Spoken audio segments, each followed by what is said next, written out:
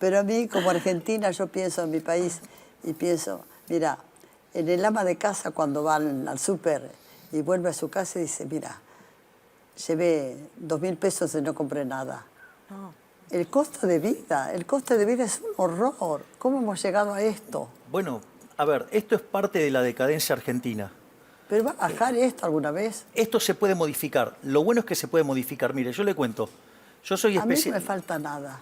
Pero pienso en la gente que realmente los sueldos no alcanzan. Mire, por eso, ver, contame.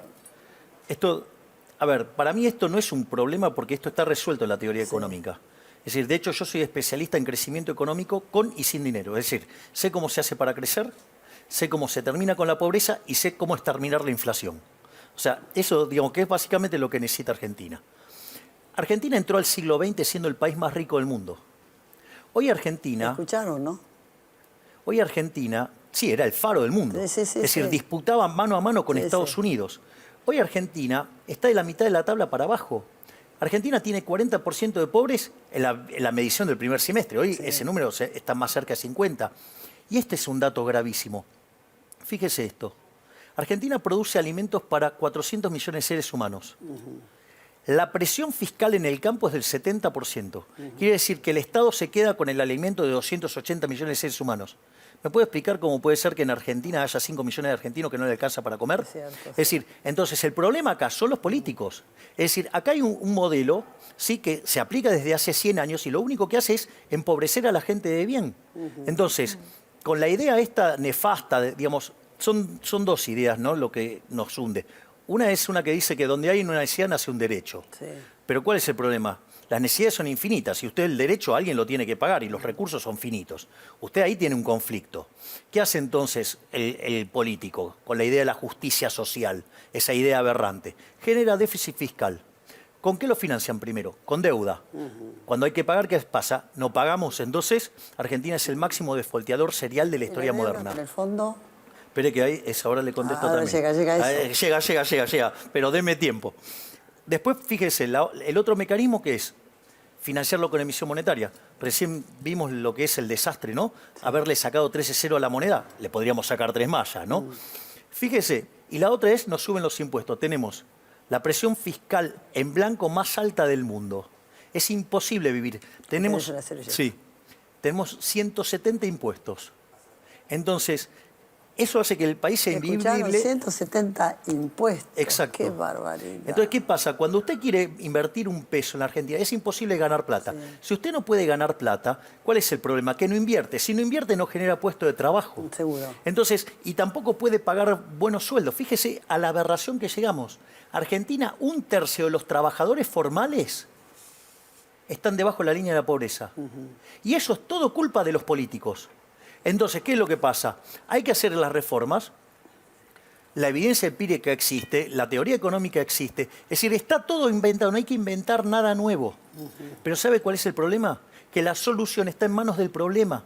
¿Por qué? Porque implicaría que los políticos resignen sus privilegios de casta y no quieren hacerlo. Es decir, y cuando digo la casta es no solo los políticos ladrones, sino también los empresarios prebendarios, los sindicalistas que entregan a sus trabajadores, los medios, ¿sí?, que son cómplices de toda esta estafa, y también los profesionales.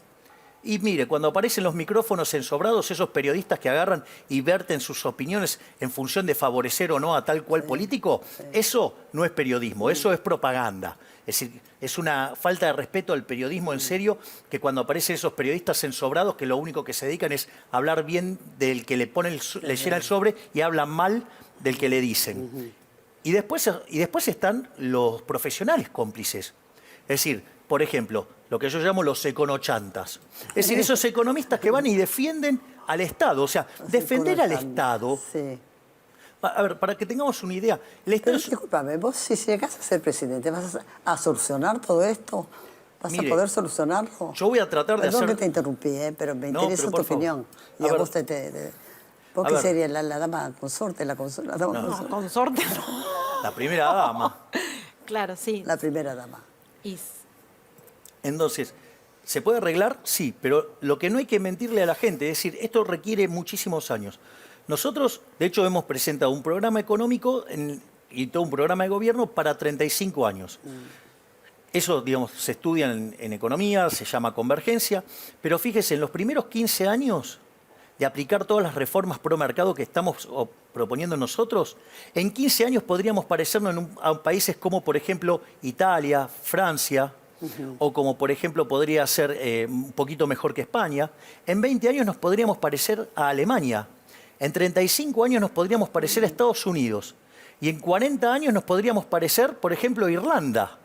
Entonces, ¿se puede hacer? Sí, pero hay que hacer reformas pro mercado. Ahora, ¿qué es lo que pasa? Cuando usted hace reformas pro mercado, los que pierden son los políticos. Es más, digamos, lo primero que hay que entender es que cuando uno hace crecer el Estado, lo que está haciendo es no solo cercenar las libertades, sino lo que hace es hacer que el sistema funcione peor.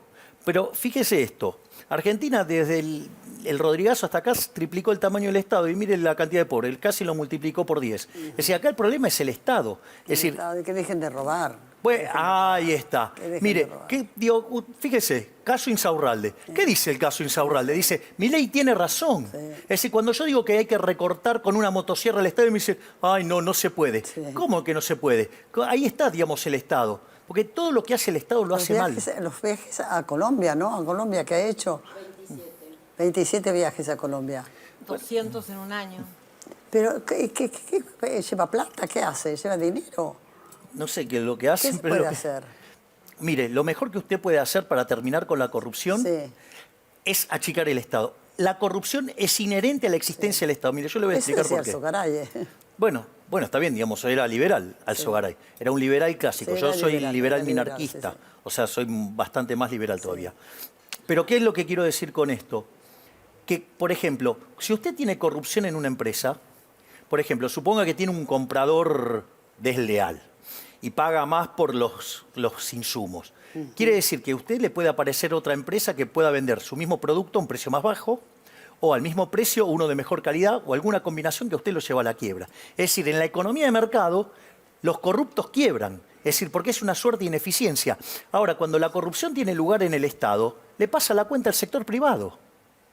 Entonces, usted quiere, digamos, terminar con la corrupción, hay que ir contra el Estado. Estas cosas, a ver, ningún empresario, por ladrón corrupto que sea, no puede comprar los favores que el político corrupto no tiene para vender. Es decir, porque esos favores surgen del monopolio de la violencia que tiene el Estado. Es decir, el Estado es una asociación criminal, ¿sí? Es una suerte de mafia organizada, ¿sí? Que vive de una fuente coactiva de ingresos. Claro, el Leviatán. Sí. Entonces, ¿y qué vive? De una fuente coactiva de ingresos que se llama impuestos. De hecho, los impuestos, ¿por qué se cree que se llaman impuestos? Nadie los paga voluntariamente, son a punta de pistola. Y si usted se ahora fija... en el caso de los alquileres, por ejemplo, la gente está desesperada. Bueno, fíjese, ¿Ustedes qué posición tomaron? yo, digamos, en todos los casos voté por la eliminación de la ley de alquileres. Sí. El problema es que la ley de alquileres la puso Juntos por el Cambio. Es decir, la ley de alquileres, que es un avance sobre la propiedad privada, ¿sí? Es una ley que la mandó un señor llamado Lipovetsky y le arruinó la vida a todos los argentinos que tienen que alquilar. Y a él nadie puede alquilar. El kirchnerismo, frente a eso, ¿qué quiso hacer? Un parche nefasto, como todo lo que hace el kirchnerismo, todo mal. Ahora, del otro lado, Juntos por el Cambio, en lugar de ir por la derogación... ¿Sí? No, tiene su propio proyecto que es regular bien. No existe regular bien. No hay ninguna acción que pueda hacer el Estado que... Es decir, nunca puede ser algo que le esté cercenando la libertad, puede ser bueno. Todo lo que haga el Estado lo hace mal.